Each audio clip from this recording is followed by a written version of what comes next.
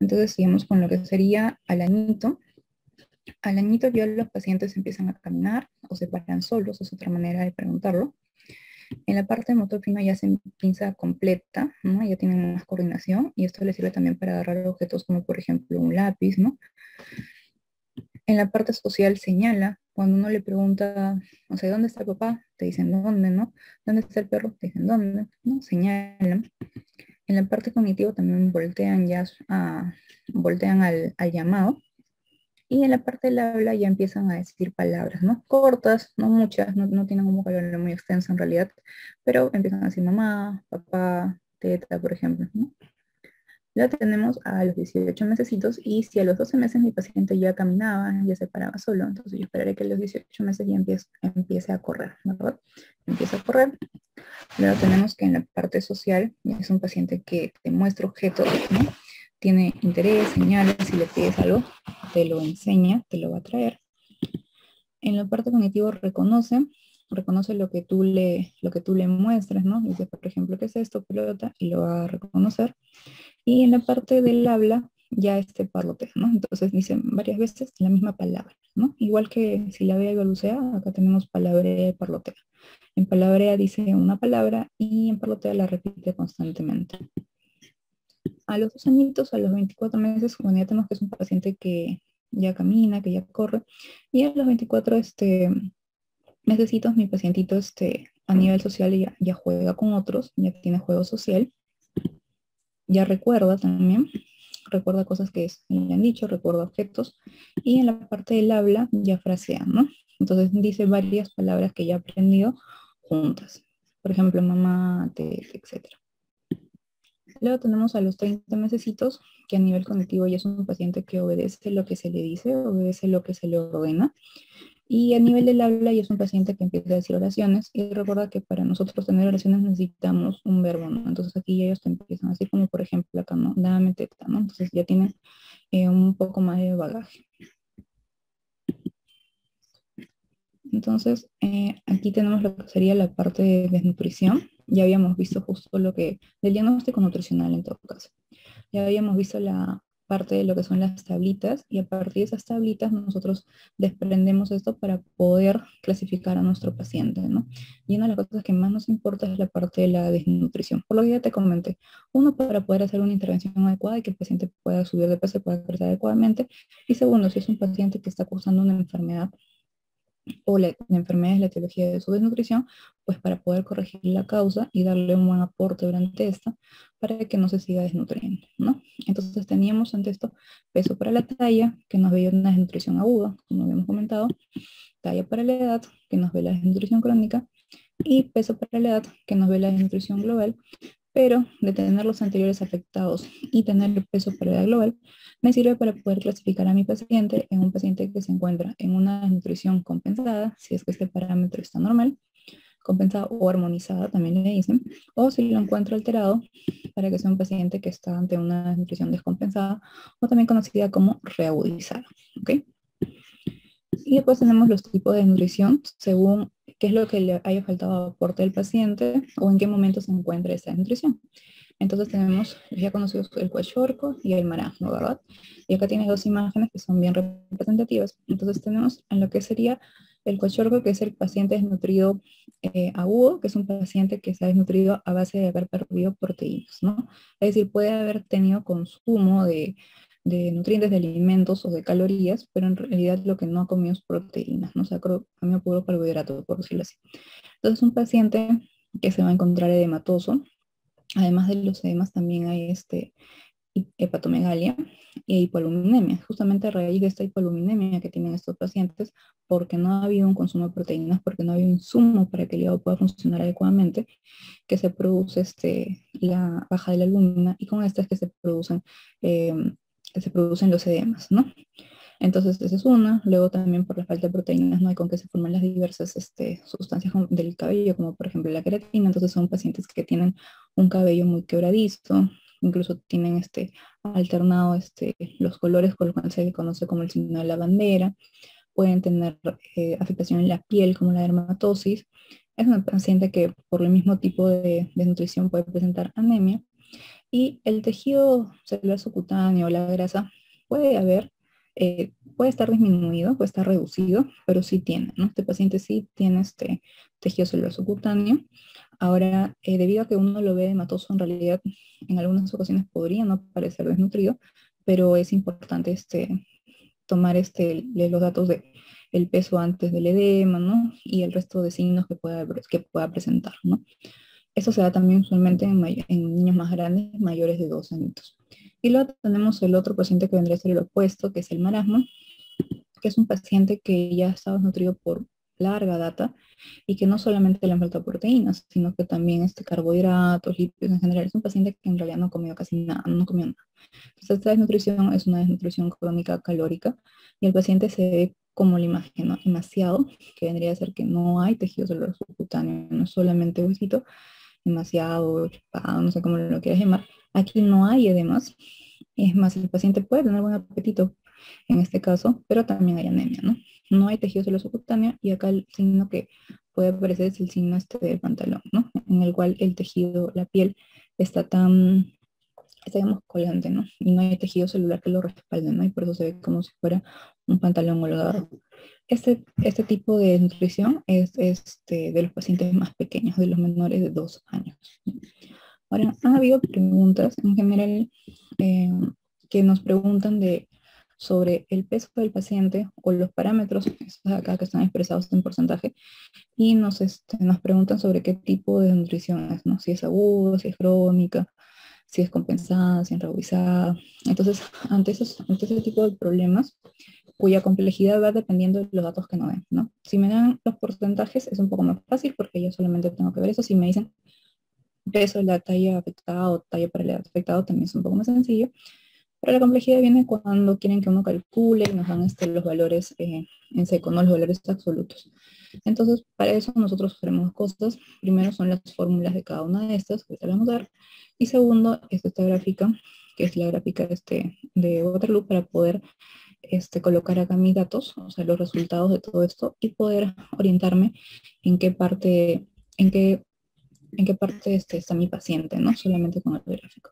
Entonces, eso lo vamos a hacer acá, para hacerlo con un ejemplo, y que quede un poco más claro, ¿ya? Entonces, cuando hagas esta tablita, primero, la parte de acá de los parámetros, habíamos hablado que el peso para la talla vendría a ser lo que es la nutrición aguda, ¿verdad?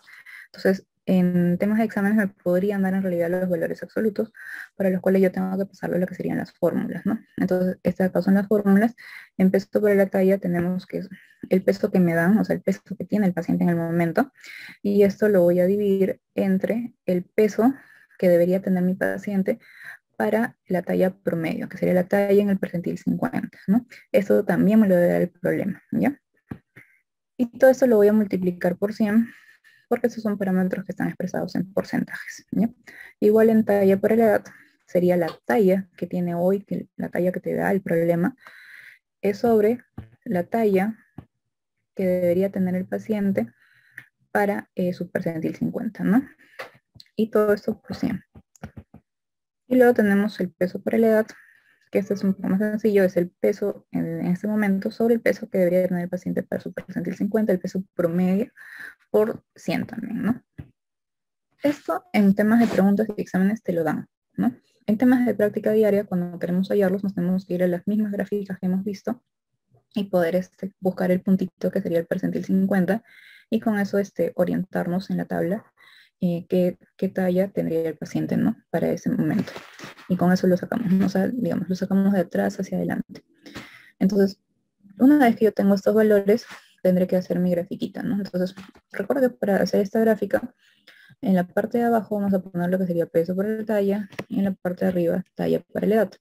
Entonces, ambas acaban en 100%, ambas acaban en 100, y lo que tienes que recordar es que la parte de abajo va disminuyendo de 10 en 10. ¿Ya? Entonces tienes 100, 90, 80, 70, 60, ¿ya?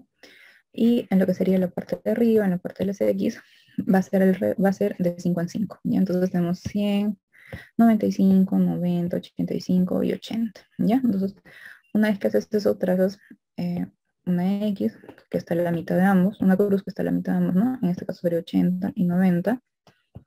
Y tenemos que el cuadrito que está acá, el más externo es lo normal. Tenemos el de aquí, que es la desnutrición aguda, el que está de la parte izquierda superior. Y los de abajo, todo lo de abajo es la desnutrición crónica, ¿ya? Es la desnutrición crónica. Como acá tenemos lo normal, y lo más normal, por decirlo así, es que el paciente esté compensado dentro de su desnutrición, la parte de acá abajo será el crónico armonizado, o el crónico compensado, como hablábamos, ¿ya? Y la parte que está aquí, más metidita a la izquierda inferior, será el desnutrido crónico agudizado o descompensado, ¿no? El que por sí ya estaba desnutrido, pero bajó un poco más de peso, le dio justo, no sé, una diarrea, una beca, y bajó mucho más de peso, y su desnutrición se descompensó, se reagudizó, ¿ya? Entonces, esto es lo mismo que te estaba enseñando acá, y aquí está el ejemplo, ¿ya? Por ejemplo, tienes un paciente, es un ejemplo exagerado, ¿ya? Para que nos podamos orientar bien.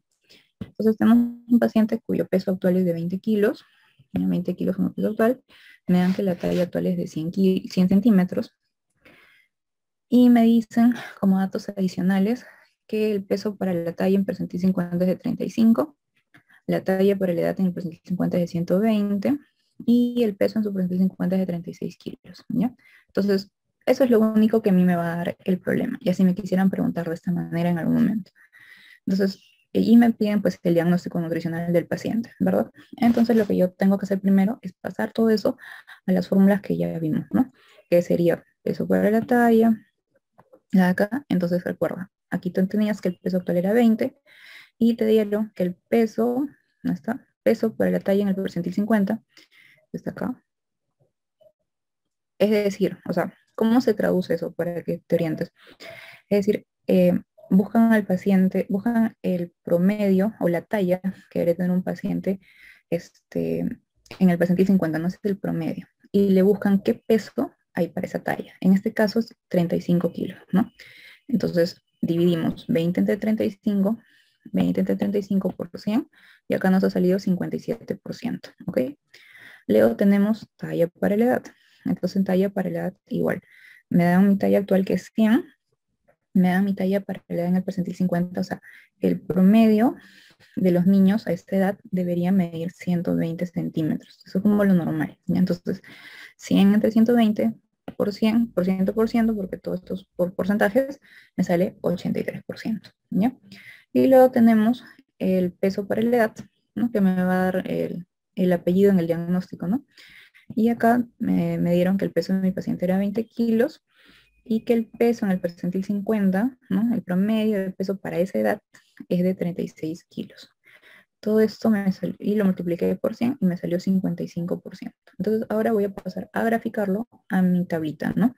Entonces, como eran valores bien exagerados para que salga bien alterado, incluso ni siquiera entran en la tablita, ¿no? Entonces hicimos la tablita abajo hasta 100 y retrocedes de 10 en 10, 100, 90, 80, 70, 60, y este acá es peso por la talla, y hacia arriba igual 100, y retrocedes de 5 en 5, 5, 90, 85, 80, ¿no?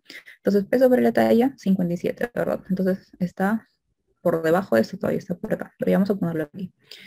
Y talla por la edad está en 83, ¿no? Talla por la edad, acá tengo 80, acá tengo 85, entonces acá está 83. Entonces, mi paciente se encuentra aquí. Y es un paciente que está en una desnutrición crónica reagudizada, ¿verdad? Es un paciente que sea reagudizado, que sea descompensado.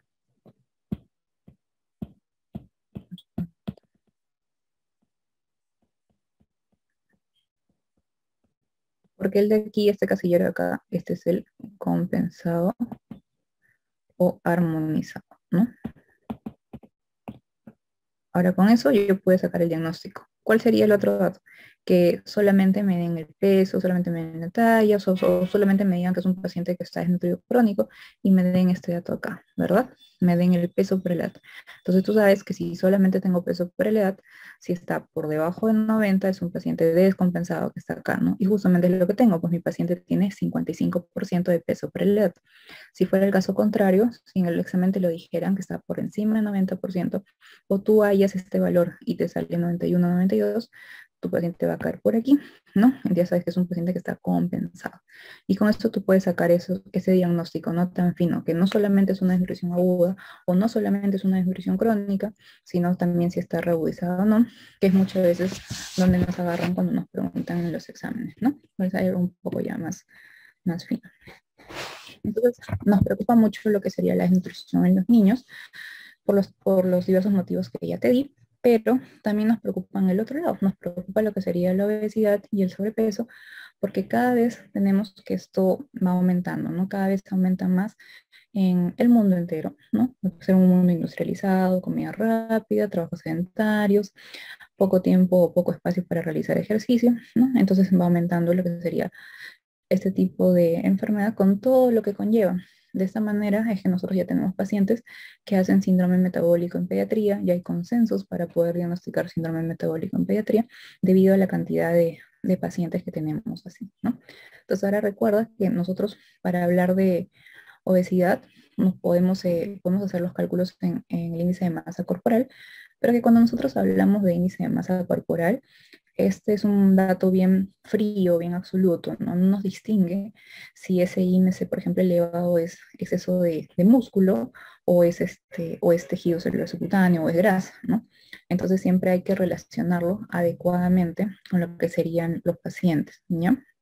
Entonces, en el caso de lo que sería la obesidad, como te comentaba, puede producir múltiples tipos de alteraciones que finalmente pueden llevar a que el paciente haga problemas de colesterol, como la hipertriglicemia, o que tenga el colesterol bueno bajo.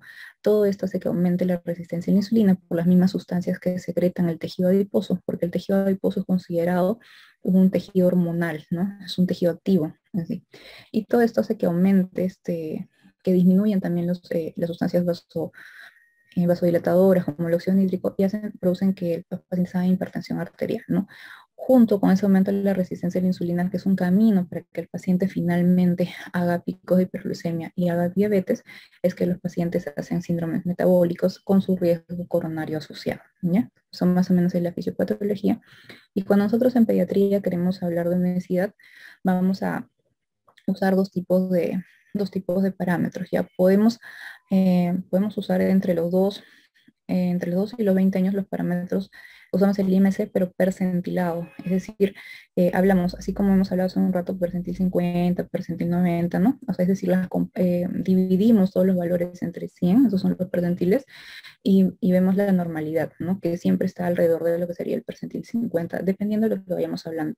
Diferente que si los pacientes ya pasan los 20 añitos, ya son más grandes, ahí podemos usar ya el IMS en valores absolutos cuando ya son adultos, ¿no? Y es también un poco más frío. Esto es importante porque muchas veces podemos tener pacientes que ante el IMC tienen un IMC considerado normal, ¿no? Por ejemplo, no sé, está en 23, en 22, como un valor absoluto, pero que sin embargo cuando lo graficamos en percentiles, cuando lo llevamos a nuestras tablas en pacientes pediátricos, tipo pacientes que tengan, no sé, 16, 17 años, en realidad están por encima del percentil 95, recién están obesos. Es por eso que en pediatría se hace esta distinción, ¿ya? Entonces muchas veces solo se ven grandes, se ven un poco gorritos y nos sale un valor que nosotros decimos, no, pues solamente tiene sobrepeso, ¿no? O incluso, no, está en un IMC normal. Pero cuando lo hago gráfico en este tipo de tabla como la que ves en pantalla, en realidad sí es un paciente que tiene múltiples riesgos y hay que intervenirlo, ¿no? Entonces, entre los 2 años y los 2 años y los 20 años usaré mi IMC, pero percentilado, ¿ya? O en percentiles también. Y según lo que ves aquí, es que no, yo voy a hablar de normalidad, ¿no? Entonces tengo que entre el percentil 5 y el percentil 85, mi paciente está bien, es un paciente eutrófico, ¿no? Tiene un peso normal. Cuando se encuentra entre el percentil 85 y el percentil 95, será un paciente que está acusando con un sobrepeso, y cuando pase el percentil 95, será un paciente que se encuentre obeso, ¿ya? Entonces, esto es para poder hablar de obesidad en niños. Y eso sería lo más importante que nos podrían preguntar, que vendría a ser el diagnóstico, cómo se hace y cuáles serían los parámetros, ¿ya? Y luego para hablar un poquito de pubertad.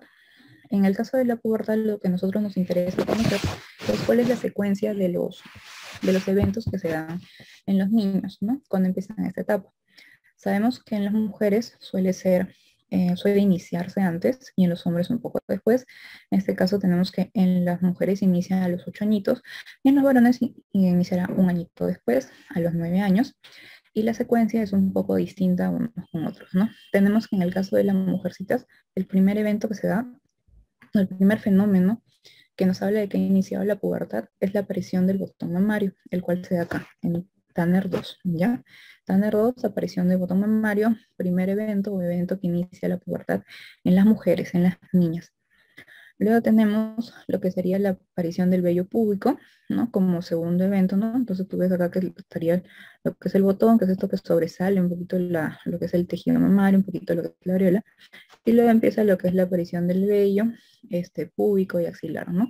Un vello que todavía no está rizado, un vello que es fino, tampoco es tan oscuro y todavía es escaso.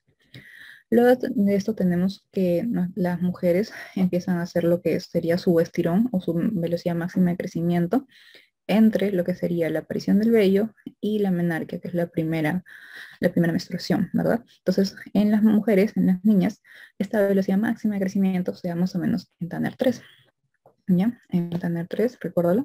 Y luego le damos lo que sería la menarquia, que se da en Tanner 4, y esto va a ser 2 años después, en promedio, de que la niña le salió su botón mamario, ¿no? De que se dio el primer signo de la pubertad. Entonces, en este caso, es importante que tú correlaciones que las niñas, cuando están en el colegio, cuando están en la secundaria, crecen mucho más rápido que los niños, ¿verdad? Todavía no han menstruado en general, pero ya pegaron el estirón y ya son más grandes. Diferente a lo que ocurre en los niños, ¿no? Como vamos a ver ahorita en los varones. Entonces, en los varones, el primer signo de que ha empezado la pubertad es el que aumente el volumen testicular, ¿no? Medio con el orquidómetro de Prader, que es esta tirita de varias bolitas, de varios objetos redonditos que nos dan una medición en centímetros cúbicos para poder nosotros hacer la comparación en la consulta. Hacemos la comparación de a cuál se le parece, ¿no? El volumen testicular que tiene el paciente, y cuando ya pasa los 4 centímetros hablamos que el paciente inició la pubertad. Y esto ocurre cuando también está en Tanner 2. ¿Ya? En Tanner 2, primer signo de lo que sería la pubertad con el volumen testicular. Luego tenemos que, como en las mujeres, también empieza a aparecer el vello púbico y que luego, cuando ya está en Tanner 3, se va a dar la espermaquia, ¿no? La primera expulsión de lo que sería la secreción seminal. Y luego, posterior a esto, es que ellos hacen su velocidad máxima de crecimiento como uno de los últimos eventos de la pubertad, que sucede en Tanner 4 y que por lo general sucede cuando los niños, por ejemplo, en el colegio ya están saliendo de la secundaria, ¿verdad? ¿No? O sea, ya están desarrollados, tienen vellos, ha aumentado masa muscular, pero lo último que hace es pegan el estirón, ¿verdad? Entonces, diferente a las niñas, ¿no? Que lo hacen antes de tener lo que sería la primera menstruación. Entonces, esto es en la parte de puerto. Ahora hablemos de lo que son vacunas, que es otra parte importante de la poricultura, de lo que son los niños. La inmunización es la principal estrategia para prevenir enfermedades que tenemos, ¿no? La más exitosa también. Lo vemos día a día, al no tener ya enfermedades inmunoprevenibles que antes mataban niños, mataban adultos, ¿no? Y lo vemos hoy en día también con el contexto global que nos toca vivir, como el COVID, ¿no? Cada día menos muertes, cada día menos afectados, conforme más dosis de la vacuna hay. Entonces, cuando nosotros hablamos de inmunizaciones, de vacunas, hay que poder diferenciar entre los pacientes que tienen una inmunidad activa o una inmunidad pasiva, ¿no? Inmunidad activa es cuando es respuesta a algo que yo te he aplicado. En este caso, por ejemplo, la vacuna, ¿no? Te aplico la vacuna, que puede ser una cantidad o una partecita de algún virus o una bacteria, y tú haces una reacción, tu sistema inmunológico lo reconoce y hace sus propios anticuerpos. Entonces, esta es una inmunidad activa. O, por ejemplo, te enfrentas ante una infección, te enfrentas ante un virus, te enfrentas también ante alguna bacteria, tu organismo responde y ya quedas con inmunidad, ¿no? Esta es una inmunidad activa. Como ves ahí, puede ser natural o artificial, ¿no? Natural en el caso de los pacientes, en el caso de que nosotros desarrollemos los anticuerpos productos de haber estado en contacto con una infección, o artificial, como por ejemplo anticuerpos, como por ejemplo con las vacunas, ¿no? Este es el que tiene que ver con las vacunas. Y luego tenemos la inmunidad pasiva, La inmunidad pasiva es cuando nosotros recibimos ya los anticuerpos. No los generamos, sino que nos lo damos por algún medio, ¿no? Puede ser natural, como la que pasa en la madre a través de lo que sería la placenta, a través de la gestación o a través de la lactancia materna. Y luego tenemos la artificial, que es cuando ya recibimos anticuerpos que han sido sintetizados de manera artificial, ¿no? Como por ejemplo en inmunoglobulina, ¿no? Que son anticuerpos y que se dan, por ejemplo, se recolectan de unos animales, ¿no? Para poder generar esta ampolla, generar anticuerpos que pueden usarse para combatir algún tipo de enfermedad, ¿no? Por ejemplo, no sé, la encefalitis autoinmune, ¿no? Requiere inmunoglobulina, la enfermedad de Kawasaki, no sé, el síndrome multisistémico inflamatorio pediátrico asociado al COVID, ¿no? Que es una patología que vemos actualmente, también necesita inmunoglobulina para su tratamiento, ¿no? Entonces esos son tipos de medicamentos fabricados para inmunidad pasiva. Y lo otro importante como definiciones que trae la norma técnica es aprender cuando una vacuna es valente y cuando es combinada, ¿no? Nos hablan de las valentes cuando en realidad mi vacuna va a atacar un mismo microorganismo, ¿no? Una misma enfermedad, pero con diferentes serotipos, ¿no? Y luego tenemos las combinadas, que son las que más hay en el esquema, que son las que en una sola vacuna hay protección para diferentes organismos, ¿no? Entonces, por ejemplo, en la valente tenemos la neumococo, que protege de diversos serotipos, pero para la misma enfermedad, para el mismo microorganismo que sería el neumococo, ¿no? Y en las combinadas, por ejemplo, la SPR, o por ejemplo, la penta, o por ejemplo, la EPT, ¿no?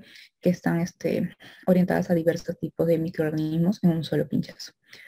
Y luego tenemos las reacciones que pueden tener eh, el estado o las intervenciones según aparezca una enfermedad inmunoprevenible, ¿no? Y esto sería el barrido vacunal y el bloqueo vacunal. Entonces, ¿qué significa esto? El barrido vacunal es cuando hay un caso confirmado de una enfermedad, como por ejemplo, no sé, difteria, ¿no? Ya hay difteria tiene un niño en una casa, como hubo hace un par de años, y al tener este caso confirmado, se va a hacer una vacunación de toda la población que esté en esa región para que no se extienda esta enfermedad, ¿no? Entonces, en este caso, como su nombre lo dice, es un barrio, barren con todo, y como ves ahí en pantalla está tachadito lo que es el carnet, porque aquí nadie te va a preguntar si tú te vacunaste o no, simplemente te van a vacunar, ¿ya? Y luego tenemos el bloqueo. El bloqueo es cuando todavía el caso no está confirmado, es un caso sospechoso, es una enfermedad inmunoprevenible, pero ante la sospecha se hace una vacunación dirigida a 5 manzanas alrededor del caso índice, y en este caso sí van a ver lo que es el carnet de vacunación, y ahí te preguntarán si estás vacunado o no contra esta enfermedad.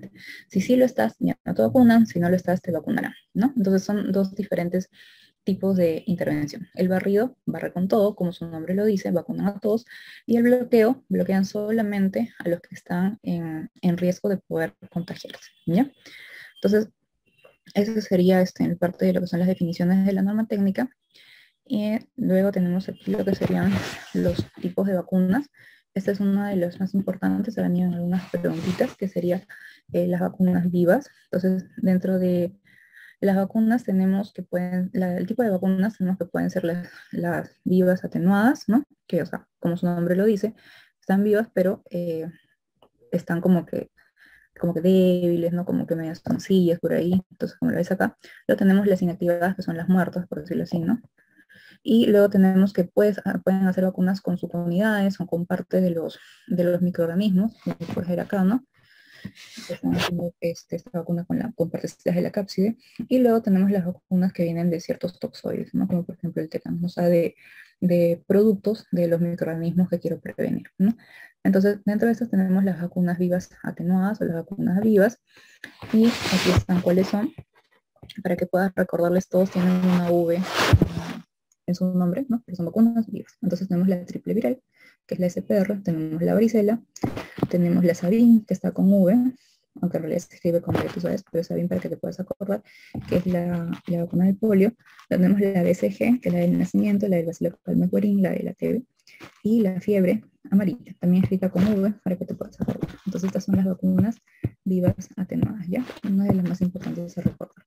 Entonces ahora sí veamos lo que sería el calendario. Recuerda que en el recién nacido colocamos lo que sería la BCG y la virus de hepatitis B, ¿no? Como una de las vacunas al nacimiento. Ambas requieren que el paciente esté con 2 kilitos para poder colocarlas. Luego tenemos que a los 2 mesecitos le vamos a colocar a nuestros pacientes penta, que es la DPT, con la vacuna de hemófilos influenza y la vacuna para hepatitis B, ¿no? Por eso es penta, porque incluye 5 microorganismos distintos. Luego tenemos la de la polio, pero la parenteral, que es la IPV. La IPV, que es la que se coloca primero. Tenemos rotavirus y tenemos neumococo, ¿no? Eso es lo que hacemos a los 2 meses. Luego a los 4 meses haremos lo mismo, haremos un copy-paste de lo que pasó a los 2 meses y colocaremos nuevamente penta, IPV, rotavirus y neumococo, ¿ok? Luego tenemos que a los 6 mesecitos a nuestro paciente le colocaremos su tercera dosis de pentavalente. Esa es la tercera dosis y el resto son refuerzos. Ya le podremos colocar lo que sería la polio oral, que es la APO, que es la Sabin, y le colocaremos la influenza para que al mes siguiente, a los 7 meses, le coloquemos la segunda dosis de influenza. Y a partir de ahora, a partir de ese mes, ya le vamos a colocar anualmente influenza a nuestros pacientes. Ya es una vacuna que se coloca anualmente hasta que nos morimos. Y luego tenemos al añito. Al añito le vamos a poner la primera dosis de la triple viral, que es la SPR. Le colocaremos varicela, neumococo y una vez más le colocaremos influenza, ¿verdad? Porque empieza al año todos los años. A los 15 meses solo una vacuna, que es la antiamarílica, la vacuna contra la fiebre amarilla. Y a los 18 meses iniciaremos con los refuerzos. La DPT es el refuerzo de la penta, ¿no? Porque la penta es, una vez más, es DPT, es hemófilos influenza de tipo B y es hepatitis B, ¿no? Entonces ese es su primer refuerzo, vacunamos contra DPT. Luego tenemos que colocaremos el refuerzo de la APO, de la polio, y colocaremos la primera dosis, la segunda dosis, perdón, de la SPR, ¿ok? Y luego tenemos que a los 4 añitos le colocaremos los segundos refuerzos, que sería la DPT, su segundo refuerzo, el APO, y a las niñas que se encuentran en quinto año de secundaria, que es tal cual lo dice la norma, está autorizada la colocación de la vacuna contra el virus de papiloma humano, ¿ok? Entonces, esas son las vacunas y el esquema que colocamos en nuestros pacientitos. Ahora, en el caso de la vacunación inoportuna, aquí lo más importante de estos, por ejemplo, es que BCG se le puede colocar a los niños hasta los 28 días de nacido. Hepatitis B no, hepatitis hasta las 48 horas nada más. Luego tenemos la APO, que es una vacuna muy importante y bien preguntada ya. Pentavalente, podemos colocar hasta los 4 años si es que el paciente no ha recibido y vamos a imitar su esquema, ¿no? Si el esquema de la penta es cada 2 meses, pues yo le colocaré de la misma manera, le colocaré cada 2 meses a mi paciente. Por ejemplo, si me encuentro un niño que tiene 2 añitos y no tiene ninguna penta, pues le colocaré a los 2 años las 2 meses, a los 2 años y 2 meses la segunda dosis y a los 2 años y 4 meses la tercera dosis, ¿no? Lo citaré. Luego, como te comentaba, rotavirus es muy importante por temas de exámenes, bien preguntada. La edad máxima para poder administrar la primera dosis de 5 meses 29 días, para que la segunda dosis no se aplique por fuera de los 7 meses 29 días, ¿no? Porque su intervalo entre uno y otro son 2 meses. Esto tiene varios motivos, ¿no? Clásicamente relacionada con la intusupección o invaginación intestinal, que son los pacientes pequeños, lactantes, que hacen estas deposiciones rojo-grosella, ¿no? Entonces, ¿por qué no debemos colocarla más allá de esa edad? Para empezar, porque ha habido una asociación de la vacuna con la imaginación, pero cada vez hay más evidencia científica de que en realidad esta no es una asociación causal, es decir, que no pareciera que la vacuna es la causante, pero sin embargo lo que sí es cierto es que alrededor de esa edad, entre los 5 y los 7 meses en general, hay un aumento de casos, como que el pico de incidencia de casos de lo que sería la intusupección. Entonces, para que no se vea esa relación, ¿no? Para que no finalmente definir si es o no ha sido la vacuna, es que ya pasado los 5 meses ya no podemos colocar la primera dosis. Esa es una. La segunda es que para cuando los niños llegan a esta edad, para cuando los niños llegan entre los 5 y los 7 meses, en realidad ya han estado en contacto con rotavirus. Muy probablemente incluso ya han hecho enfermedad por rotavirus, una enfermedad diarreica por rotavirus. Entonces ya están inmunizados de alguna manera, así que ya no necesitan que se les coloque la vacuna. Entonces esos serían los motivos para no colocarlas, pero acuérdate siempre este rango, ¿ya? 5 meses, 7 meses, 5 meses, 29 días para la primera dosis, 7 meses, 29 días para la segunda dosis. Luego lo importante también es las vacunas que no podemos colocar en los pacientes que son alérgicos al huevo, y esto por o albúmina que contienen, ¿no? Ese es el factor alergénico que tienen dentro de ellas. Y las que las tienen entre sus componentes son la SPR, la antimarílica y la influenza, ¿no?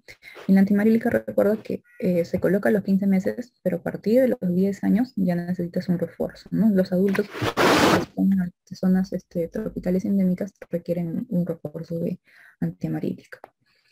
Luego tenemos ESAVI. El ESAVI, que también es otra definición de la norma técnica, es cualquier evento.